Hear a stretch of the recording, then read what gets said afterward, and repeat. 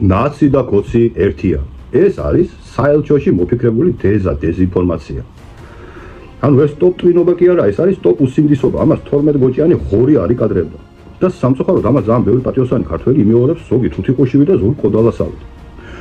ნებისმიერი ინფორმაცია უნდა გადაამოწმო და ესე იგი შეაფასო, არის თუ არა ახმადი, განგარიშებადი, უტყუარი, ხო, არგუმენტირებული, სამართლიანი. შეხედა, ესე იგი საელჩოებმა, რომ ნაციონალების მანიაკობას ტყუარი ვერ ჩამორეცხავდა და მოიფიქრეს ილეთი ცილისწამების. ანუ ცილისწამება და მკვლელობა საელჩოსთვის ჩვეულებრივი ატრიბუტიკაა, მიზანი ამართლებს საშუალებებს.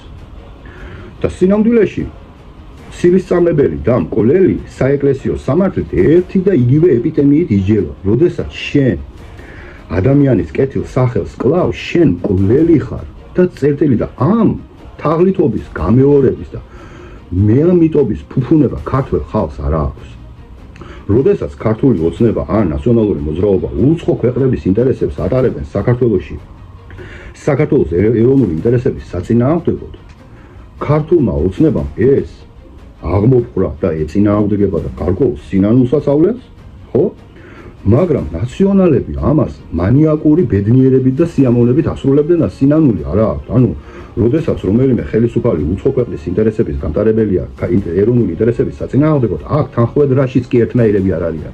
ერთი მონანული და ასწორებს, მეორე სიამოვნებას ღებულობს მანიაკობაში. ამაშიც ერთნაირები არ არიან. ანუ ეს ერთი ილეთი. მეორე ილეთია, როდესაც საუბრობთ, რომ მოვიდა აგვისტო-სექტემბერი, როდესაც საკონსტიტუციო სასამართლო მანიაკობა უნდა აკრძალოს, ეს პარტია უნდა აკრძალოს და ეროვნული ჩარჩოებით გასაბოლოოდ გაასამართლოს ეს მანიაკი ნაციონალები, მოდიან და გვეუბნებიან, რომ მოდი დავივიწყოთ ნაციონალების დანაშაული, იმიტომ რომ ნაცი და კოცი ერთია და მოდი სხვა რამეზე ვილაპარაკოთ.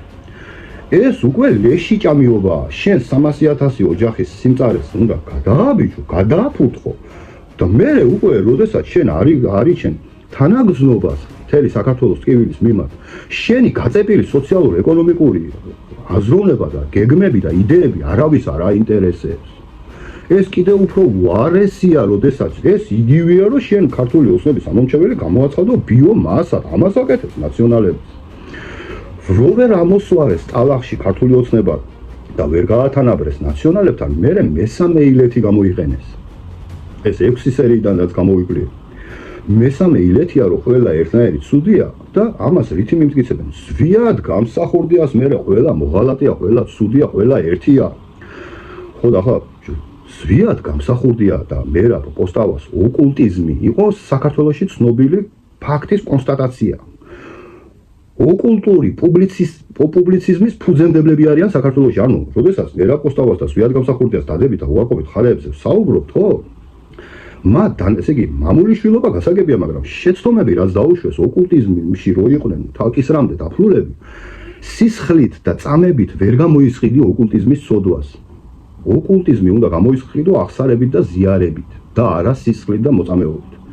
ამას რო ვეუბნები, ჩუმდება ან გაგებაში არა ზვიადის და მერაბის ბიოგრაფიაც არ იცის ამ დონეზე, ან იცის და უკვე არგუმენტები ამოეწურა, ეს მესამე მეთოდი და წერტილი. თუ შენ გინდა რომ რაღაცა გაერთიანება შექმნა, რომლითაც საქართველოს წაადგები, ამისათვის ჯერ უნდა ჩამოთვალო მანიაკობა, რომელიც ჩაიდინა ნაციონალურმა მოძრაობამ და მაშინ დაგეხურება ტელევიზიაში ხარები ნაცებთან და ემიჯნებიან მანიაკებს, მერე უნდა ჩამოთვალო ქართული ოცნების დადებითი მხარეები, რაც გააკეთეს რეალურად საქართველოსთვის ავკარგიანობიდან გამომდინარე, მადლიერებიდან გამომდინარე, ლიდერი დაწყებული, რიგითი წევრი დამთავრებული და მერე უკვე ქართული ოცნება ვარდება ხელოვნურ აფსაიდში. მას უჩნდება შენი სამართლიანი საუბრიდან გამომდინარე იმის სურვილი, რომ უკვე შეგეკითხოს, რას ფიქრობ, რა ხავეზებია ქართულ ოცნებას. აქაც უნდა დაიჭირო თადარიგი და ორად უნდა გაყო.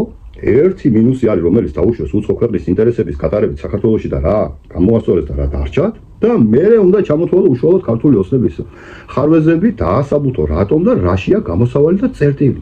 რა არის ამაში გაუგებარი? რა არის ამაში გაუგებარი? სამ ბამბუქში დაკარგვის უფლება ქართველებს არ გვაქვს.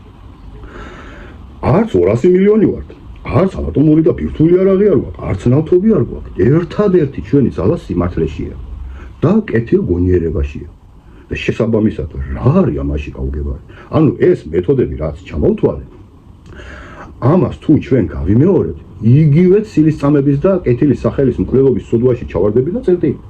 შესაბამისად, ქართველიერი ბრძენია, მე-6 სერიის შემდეგ კიდევ ჩავწერე ვიდეო ნაციონალების შესახებ, რატომ მენანება ეს ხალხი დასაუბრდა.